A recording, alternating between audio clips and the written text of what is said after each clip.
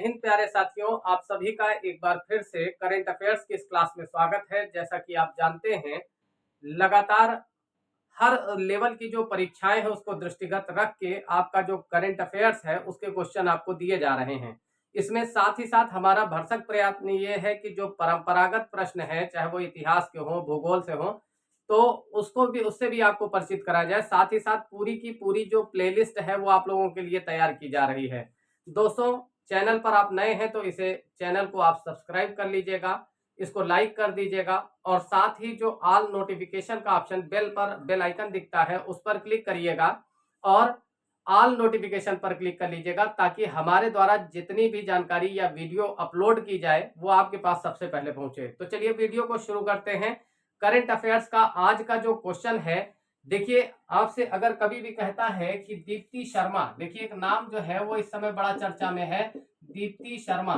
जो दीप्ति शर्मा है, इनको उत्तर प्रदेश सरकार ने 3 करोड़ रुपए का पुरस्कार दिया है। क्या दिया है? 3 करोड़ का पुरस्कार। और ये क्यों दिया है? क्योंकि ये एक क्रिकेटर हैं, ठीक है, तो एक क्रिकेट के क्षेत्र से हैं और साथ ही साथ इनको जो डीएसपी का पद है वो भी उपलब्ध कराया गया है, डीएसपी का पद, ठीक है। तो पुलिस में डीएसपी का पद दिया गया है किसको? दीप्ति शर्मा को। किस जगह से इनका संबंध है? तो ध्यान रखिएगा साथियों कि ये आगरा से संबंध रखती हैं, यानी आगरा की रहने वाली हैं, ठीक है। एक चीज और ध्यान रखिएगा, जो यूपी का जी के आता है उसमें अक्सर पूछ लेता है कि जो मिर्जा गालिब है उनका संबंध किससे है। आपने सुना होगा, मिर्जा गालिब शेरो शायरी की दुनिया में जाना माना नाम था और उर्दू में उनके लिखे हुए जो बातें हैं वो लोग आज भी अक्सर जो है उसको एक दूसरे के एग्जाम्पल में कहते हैं। तो ध्यान रखिएगा साथियों कि इनका संबंध किससे था, तो आगरा से था। आगे बढ़ते हैं दूसरे क्वेश्चन पर। देखिए, भारत में अगर कभी भी कहा जाए कि पहला जो एआई, ये भारत का पहला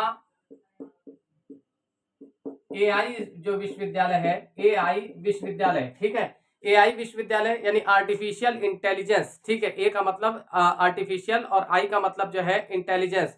ये विश्वविद्यालय जो है वो किस राज्य में खोला जा रहा है या बनाया जा रहा है? तो वो बनेगा आपका केरला में, केरल राज्य में, ठीक है। और केरल से एक संबंध, एक क्वेश्चन और भी पूछता है केरल से कि जो त्रिशूरपुरम नाम का उत्सव है, त्रिशूरपुरम ये पर्व है, ठीक है, त्रिशूरपुरम ये कहाँ का जो है उत्सव है? तो ये केरल राज्य का है, ठीक है। तो एआई का मतलब है आर्टिफिशियल इंटेलिजेंस। आजकल का जमाना जो है वो तकनीक का है और आजकल हर काम में आपने देखा होगा कि एआई के माध्यम से हम लोग जो है कई सारे कामों को बड़ी सरलता से कर डालते हैं। यहाँ कंप्यूटर को सोचने की ताकत दी जा रही है मनुष्य द्वारा, तो इस चीज को याद रखिएगा। यानी आर्टिफिशियल इंटेलिजेंस का जो पहला जो विश्वविद्यालय खुलेगा, पहला जो विद्यालय खुलने जा रहा है वो कहाँ पर? केरल राज्य में। ये और त्रिशूरपुरम जो नाम का उत्सव है ये कहाँ पर मनाया जाता है? तो ये भी केरल में है। इसके अलावा एक बहुत ही प्रसिद्ध बांध है जिसको कहा जाता है मुल्ला पेरियार बांध। क्या कहते हैं? मुल्ला पेरियार बांध।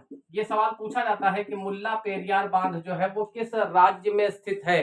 तब आप कहेंगे केरल राज्य में। और मुल्ला पेरियार के अलावा एक लाइन ये याद रखना है कि भारत में मसालों का अग्रणी उत्पादक जो है वो कौन सा राज्य है? तो मसाले के मामले में भी आपका जो केरल राज्य है वो बहुत आगे है। केरल जो है वो, ये ध्यान रखिएगा कि केरल की जो राजभाषा है वो कौन सी है? तो ये हो जाएगी मलयालम। कौन सी हो जाएगी? मलयालम। और ये जो कह सकते हैं मलयालम वहां की जो है मूल भाषा है। इसके अलावा वहां पर जो है कह सकते हैं एक पर्वत है जिसको कहते हैं कार्डेमम पर्वत, ठीक है। कार्डेमम जो ये पर्वत है ये केरल और तमिलनाडु की जो सीमा है वहां पर स्थित है। तो कार्डेमम नाम का जो पर्वत है वो कहां पर स्थित है?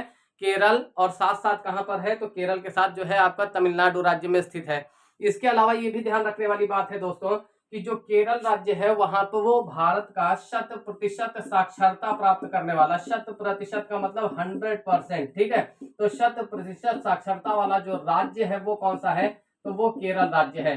और 100% साक्षरता प्राप्त करने वाला पहला जो जिला था उसका नाम था एर्नाकुलम। क्या नाम था? एर्नाकुलम। तो एर्नाकुलम जो है वो कहां पर स्थित है? तो वो भी आपका जो है दोस्तों केरल राज्य में स्थित है। ये सारे फैक्ट केरल के आप लोग जरूर याद रखिएगा क्योंकि ये आपसे पूछ सकता है, ठीक है। अगले क्वेश्चन पर आते हैं।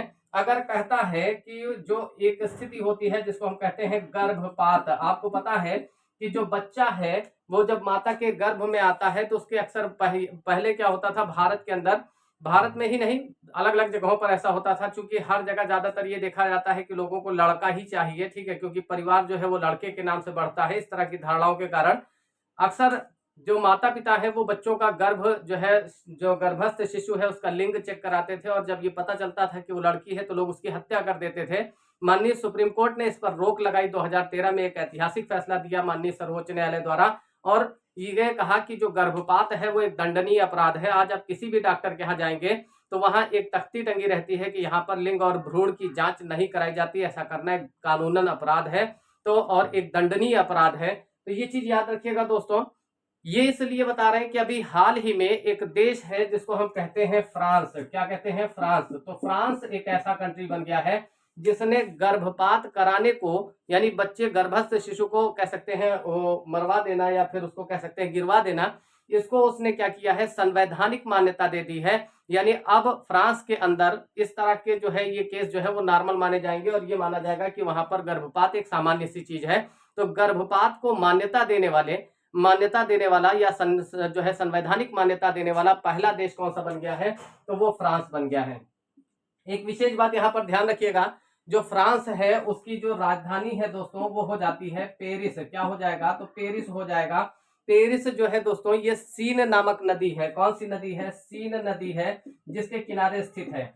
इसके अलावा फ्रांस में कुछ नदियां और भी हैं जो बड़ा प्रसिद्ध नदियां हैं वहां की, जैसे एक लायर नदी है। अगर कभी भी आपसे पूछता है कि लायर नाम की जो नदी है ये कहां पर है, तो फ्रांस में है। और एक नदी है जिसको गैरान कहा जाता है, गैरान नामक नदी है जो कि फ्रांस में बहती है। इतनी बातें आप लोगों ने दिमाग में रखी। हर फैक्ट से क्वेश्चन है और हर क्वेश्चन इंपॉर्टेंट है, इस बात को जरूर अपने बिल्कुल कंठस्थ कर लीजिए, क्योंकि आज नहीं कल आप जब परीक्षा देंगे तो ये क्वेश्चन आपको वहां पेपर में मिल जाएंगे। ठीक है, आप चाहे लेखपाली की परीक्षा देने जाएंगे तब भी मिल जाएंगे आपको, आप पीसीएस की परीक्षा देने जा रहे हैं तब भी मिल जाएंगे। इसीलिए मैं कह रहा हूं कि जो करंट अफेयर्स की क्लास है ये आपका सभी परीक्षाओं के लिए समान रूप से उपयोगी है। जितना ये पीसीएस के लिए जरूरी है उतना ही आपके लिए जो है यूपी ट्रिपल एससी और अधीनस्थ एग्जाम के लिए है। ठीक है, तो लायर और गैरान नदियां। इसके अलावा ध्यान दीजिएगा दोस्तों, एक नगर है जिसको बोर्डो कहा जाता है। ये बोर्डो जो है ना ये शराब के लिए प्रसिद्ध है, और कहां पर है? तो ये भी आपका फ्रांस में स्थित है। तो बोर्डो नामक जो नगर है वो कहां पर है? फ्रांस में है। और किस चीज के लिए प्रसिद्ध है? तो ये भी शराब के लिए प्रसिद्ध है। इसके अलावा एक शराब है जिसको हम शैंपेन कहते हैं। क्या कहते हैं? शैंपेन। जो शैंपेन शराब है ये भी फ्रांस में एक नगर है शैंपेन नाम से, वहां पर बनाई जाती है। और जो शैंपेन शराब है दोस्तों याद रखिएगा कि ये अंगूर से बनाई जाती है। किस चीज से बनती है? तो ये अंगूर के द्वारा बनाई जाने वाली शराब है। ठीक है, फ्रांस को किस उपनाम से जाना जाता है? तो इसे फैशन की नगरी कहा जाता है। ठीक है, इस चीज को याद रखिएगा कि किसे कहेंगे? फैशन की नगरी। तो फैशन के मामले में बहुत आगे है फ्रांस, तो ये कहा जाता है कि फैशन की नगरी जो है वो किसे कहेंगे? फ्रांस को कहेंगे। साथ ही साथ एक बात और याद रखिएगा, इसको ग्रंथिल नगर भी कहा जाता है। क्या कहते हैं? ग्रंथिल नगर भी कहा जाता है। और एक विकसित जो है कह सकते हैं देश होने के बाद, एक कह सकते हैं यूरोपीय कंट्री होने के बाद भी ये एक कृषि प्रधान देश है। कैसा देश है? तो ये कह सकते हैं कि आज भी यहाँ की जो ज्यादातर जनता है वो कृषि पर निर्भर करती है। देश की बड़ी आबादी जो है वो कृषि पर आश्रित है, कृषि पर निर्भर है। और साथ ही साथ ये भी ध्यान रखने वाली बात है दोस्तों कि जो फ्रांस है, फिर फ्रांस में ही एक पर्वत है जिसको पिरेनीज पर्वत कहा जाता है। तो कौन सा पर्वत हो जाएगा? पिरेनीज नाम का जो पर्वत है वो फ्रांस में है। इसके अलावा आल्पस नाम का पर्वत है। ठीक है, आल्पस पर्वत जो है वो भी फ्रांस के अंदर स्थित है। और जो फ्रांस है दोस्तों उसको वहां की जो जलवायु है काफी हद तक जो है वो कह सकते हैं कि जो फ्रांस की जो है उसे उसको लघु यूरोप की संज्ञा दी जाती है। ठीक है, जलवायु के कारण उसे क्या कहते हैं? लघु यूरोप कहा जाता है। तो लघु यूरोप के नाम से किसको जानते हैं? फ्रांस को जाना जाता है। तो इतने क्वेश्चन आप लोगों ने देखे सिर्फ फ्रांस से। चलिए अगले क्वेश्चन पर आते हैं दोस्तों। देखिए एक देश है जिसको हम लोग कहते हैं सऊदी अरब। क्या कहते हैं? सऊदी अरब। ये जो सऊदी अरब है अभी ये हाल ही में चर्चा में है। कारण क्या है कि यहाँ पर इसने जो है एक बहुत ही कह सकते हैं उन्नत किस्म का रोबोट जिसको मान्यता दी है, और उसका नाम क्या है? सोफिया। तो सोफिया नाम का जो रोबोट है उसको मान्यता देने वाला जो देश है वो कौन है? तो वो हो जाएगा आपका सऊदी अरब। सऊदी अरब विशेष रूप से कह सकते हैं जो एक इस्लामिक कंट्री है, मुस्लिम कंट्री है। ठीक है, और वहां पर जो प्रमुख स्थान है, जो प्रमुख तीर्थ स्थल है उनमें एक मक्का है, और दूसरा जो कह सकते हैं वहां का पवित्र तीर्थ स्थल है वो है मदीना। ठीक है, तो मक्का और मदीना नामक स्थान जो है वो कहाँ पर है, ये आपका सऊदी अरब में है, ठीक है। और इस्लाम धर्म के जो पैगंबर थे जिनका नाम है हजरत मोहम्मद साहब, तो हजरत मोहम्मद साहब से जो है ये संबद्ध थे, ठीक है, उनसे जुड़े हुए क्षेत्र थे। आगे देखते हैं, अगले क्वेश्चन पर आते हैं। अगला क्वेश्चन देखिए, ध्यान से समझिएगा। एक एआई तकनीक से बना हुआ रोबोट है, ठीक है, एक एआई तकनीक से बना रोबोट है, ठीक है, आर्टिफिशियल इंटेलिजेंस, ठीक है। ये जो है कह सकते हैं कि बहुत ही उन्नत लेवल की साइंस है, और इसमें क्या होता है कि हम प्रयास ये करते हैं कि जो मशीन है वो खुद डिसीजन ले सके, वो खुद अपने फैसले कर सके, इसीलिए इसको आर्टिफिशियल कृत्रिम जो है इंटेलिजेंस, कृत्रिम बुद्धिमत्ता कह सकते हैं हम।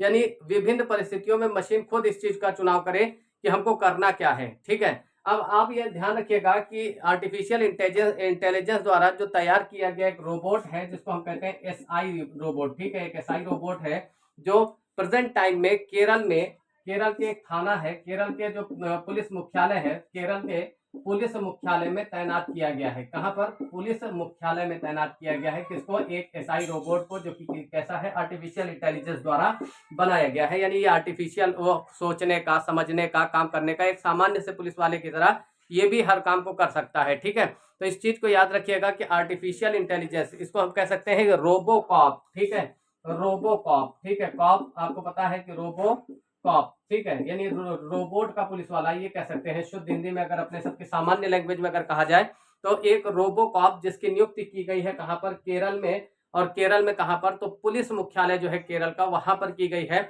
और साथ ही एक विशेष बात ये भी याद रखिएगा दोस्तों कि केरल में ही मोपला नाम का विद्रोह हुआ था। क्या हुआ था, मोपला विद्रोह। जो मोपला विद्रोह है दोस्तों, ये एक कृषक विद्रोह था, यानी किसानों द्वारा किया जाने वाला विद्रोह था, इस चीज को याद रखिएगा। तो एक कृषक विद्रोह था, और ये भी ध्यान रखना है दोस्तों कि कृषक मोपला नाम की जनजाति ने इसको किया था। तो मोपला विद्रोह जो है वो मोपला नामक जनजाति ने किया था। और ये विद्रोह कब हुआ है, तो 1921 में हुआ है। किसने किया है, तो मोपला जनजाति के किसानों ने किया है। ये जो मोपला जनजाति है विशेष रूप से मुस्लिम जनजाति है, ये भी याद रखिएगा। और इन्होंने अंग्रेजों के खिलाफ आवाज उठाई थी, इस चीज को भी आप याद रखेंगे, ठीक है। तो ये बहुत पूछा जाने वाला क्वेश्चन है, जिसको आप लोग एकदम कंठस्थ कर लीजिए अच्छे से, कभी भी आपके सामने आ सकता है। साथियों, महाराष्ट्र की बात करते हैं। देखिए, महाराष्ट्र का जो राजकीय खेल है वो बनाया गया है किसको, तो ये ध्यान रखना है कि महाराष्ट्र का जो राजकीय खेल है वो बनाया गया है दही हांडी को। क्या बनाया गया है, दही हांडी, ये खेल है, ठीक है, और राजकीय खेल घोषित किया गया है। तो इसको आप लोग याद रखेंगे, ठीक है। तो क्वेश्चन कर सकता है कि किस राज्य का राजकीय खेल जो है वो दही हांडी है। तो याद रखिएगा दोस्तों, ये राजकीय खेल कहाँ का है, तो महाराष्ट्र का हो जाएगा। और साथ ही दोस्तों इस बात पर भी ध्यान देना है कि जो महाराष्ट्र राज्य है इसको भारत की आर्थिक राजधानी के नाम से भी जाना जाता है। क्या कहते हैं इसको, आर्थिक राजधानी। राजधानी तो भारत की क्या है, दिल्ली है, ठीक है, लेकिन आर्थिक राजधानी अगर कहता है किसको कहा जाएगा, तो महाराष्ट्र को, ठीक है। इसके अलावा देखिए, तंसा नाम का एक राष्ट्रीय उद्यान है, जो आपका तंसा जो है ये आपका कहां पर है, महाराष्ट्र में, ठीक है। तडोबा नाम का एक पक्षी विहार है, तडोबा, ठीक है, तडोबा जो है ये एक पक्षी विहार है तडोबा नाम का, और ये कहां पर स्थित है, तो दोस्तों ये भी आपका महाराष्ट्र राज्य में स्थित है। जो महाराष्ट्र है इसे हम कहते हैं भारत में जो भारत का हॉलीवुड कहा जाता है। क्या कहते हैं, भारत का हॉलीवुड कहा जाता है। तो इस चीज को याद रखिएगा दोस्तों कि भारत का हॉलीवुड किसको कहा जाता है, तो वो महाराष्ट्र को कहा जाता है। इसके अलावा एक लाइन और याद रखने वाली है कि जो महाराष्ट्र है उसको मैं कह सकते हैं, महाराष्ट्र के की जो राजधानी है वो मुंबई है। कौन सी है, तो मुंबई है। और इसी स्थान पर यानी मुंबई में ही जो तब इसको बंबई कहा जाता था, पुराना नाम क्या था, बंबई था।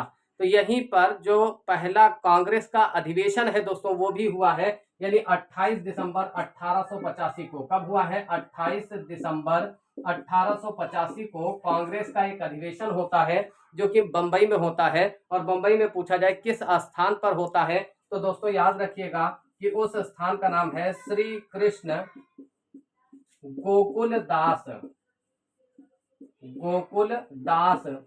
तेजपाल संस्कृत महाविद्यालय, तेजपाल संस्कृत महाविद्यालय।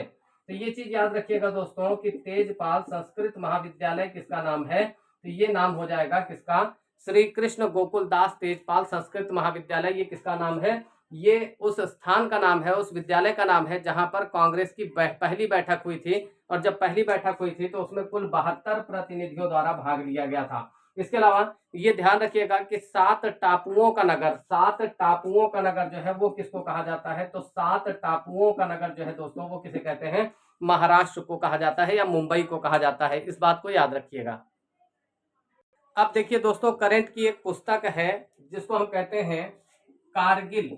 आप जानते हो कि भारत और पाकिस्तान का युद्ध हुआ था यहाँ पर, तो कारगिल एक युद्ध की जुबान, एक कारगिल एक यात्री की जुबानी, क्या नाम है, यात्री की जुबानी, जुबानी मतलब वर्णन किया है, ठीक है। तो कारगिल एक यात्री की जुबानी, ये किताब का नाम है दोस्तों, याद रखिएगा। और इस किताब को किसने लिखा है, तो इसके जो राइटर हैं उनका नाम है ऋषिराज। कौन हो जाएंगे, ऋषिराज। तो ऋषिराज ने एक किताब लिखी है, क्या नाम है, कारगिल एक यात्री की जुबानी, ठीक है। अब चूंकि भारत और पाकिस्तान की बात कर रहे हैं, तो भारत और पाकिस्तान की जो सीमा रेखा है दोस्तों उसको कहा जाता है रेड क्लिफ। ये ध्यान रखना है कि रेड क्लिफ जो रेखा है ये किसके बीच में है, तो एक तरफ तो भारत है और दूसरी तरफ कौन हो जाएगा, पाकिस्तान हो जाएगा। तो भारत और पाकिस्तान के बीच की जो सीमा रेखा है उसको हम रेड क्लिफ के नाम से जानते हैं।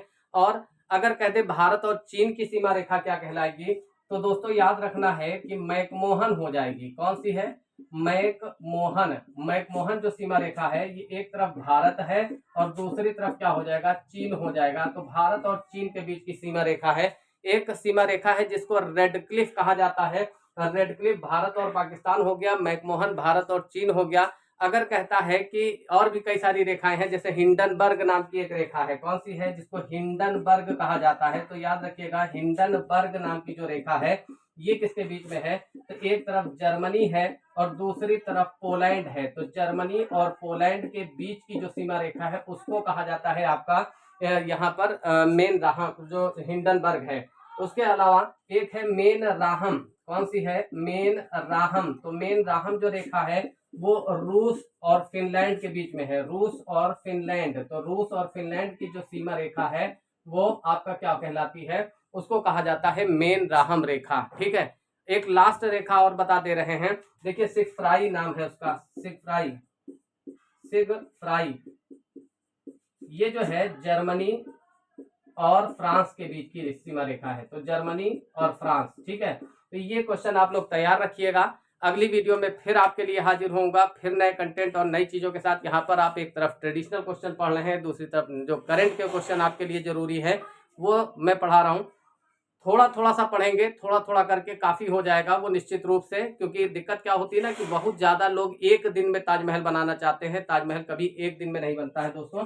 तो चलिए, और ये ध्यान रखिएगा दोस्तों कि अगर आप पेड क्लास लेना चाह रहे हैं, बैच ज्वाइन करना चाह रहे हैं, तो इस कॉन्टेक्ट नंबर पर यानी 72 75 12 90 और 52 इस पर आप संपर्क कर सकते हैं, ठीक है। तो कल आपसे फिर मुलाकात होगी सेम टाइम सेम चैनल पे, तब तक के लिए नमस्कार।